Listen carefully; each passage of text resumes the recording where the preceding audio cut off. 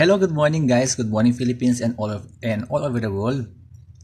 Welcome sa ating daily palmistry. Ayan, so at this point of time mga beses natin bigay ko sa inyo kung ano ang ibig sabihin tong line na ito that indicates relationship.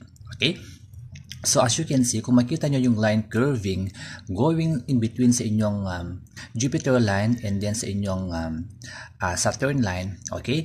So anong tendency nito mga friendship natin? So if you are in love to a certain person, kung asawa mo na siya, babae man o lalaki mga besties, handa mong ibigay lahat, mapamaterial man na bagay.